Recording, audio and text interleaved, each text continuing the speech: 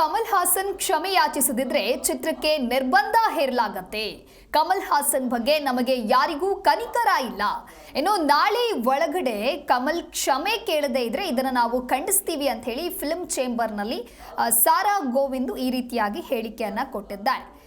ಈ ಕುರಿತಂತೆ ಹೇಳಿಕೆಯನ್ನ ಕೊಟ್ಟಿದ್ದಾರೆ. ಒಂದು ವೇಳೆ ನಟ ಕಮಲ್ ಹಾಸನ್ ಏನಾದರೂ ಕ್ಷಮೆಯನ್ನ ಕೇಳಲಿಲ್ಲ ಅಂತ ಹೇಳಿದ್ರೆ ಚಿತ್ರಕ್ಕೆ ನಾವು ನಿರ್ಬಂಧವನ್ನ ಹೇರ್ತೇವೆ. ಕಮಲ್ ಹಾಸನ್ ಬಗ್ಗೆ ನಮಗೆ ಯಾರಿಗೂ ಕೂಡ ಕನಿಕರ ಇಲ್ಲ. ನಾಳೆ ಒಳಗಾಗಿ ಅವರು ಕ್ಷಮೆಯನ್ನ ಕೇಳಲೇಬೇಕು. ಕೇಳಿಲ್ಲ ಅಂತ ಹೇಳಿದ್ರೆ ನಾವು ಇದನ್ನ ಖಂಡಿಸ್ತೀವಿ. ಬಹಿರಂಗ ಕ್ಷಮೆ ಕೇಳದೇ ಇದ್ರೆ ಸಿನಿಮಾ ರಿಲೀಸ್ಗೆ ನಾವು ಅವಕಾಶವನ್ನ ಮಾಡಿ ಕೊಡೋದಿಲ್ಲ ಅಂತ ಹೇಳಿ ಫಿಲ್ಮ್ ಚೇಂಬರ್ನಲ್ಲಿ ಸಾರಾ ಗೋವಿಂದ್ ಈ ರೀತಿಯಾಗಿ ಹೇಳಿಕೆಯನ್ನ ಕೊಟ್ಟಿದ್ದಾರೆ.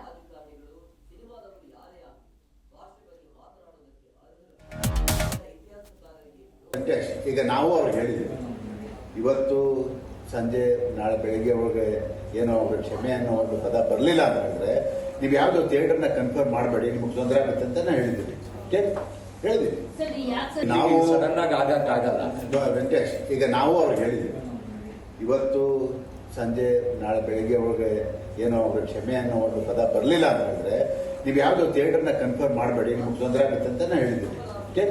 ಹೇಳಿದ್ದೀವಿ ನಾವು ವೆಂಕಟೇಶ್. ಈಗ ನಾವು ಅವ್ರಿಗೆ ಹೇಳಿದ್ದೀವಿ, ಇವತ್ತು ಸಂಜೆ ನಾಳೆ ಬೆಳಗ್ಗೆ ಒಳಗೆ ಏನೋ ಅವ್ರಿಗೆ ಕ್ಷಮೆ ಅನ್ನೋ ಒಂದು ಪದ ಬರಲಿಲ್ಲ ಅಂತ ಹೇಳಿದ್ರೆ ನೀವು ಯಾವುದೋ ಥಿಯೇಟರ್ನ ಕನ್ಫರ್ಮ್ ಮಾಡಬೇಡಿ, ನಿಮ್ಗೆ ತೊಂದರೆ ಆಗುತ್ತೆ ಅಂತ ನಾವು ಹೇಳಿದ್ದೀವಿ.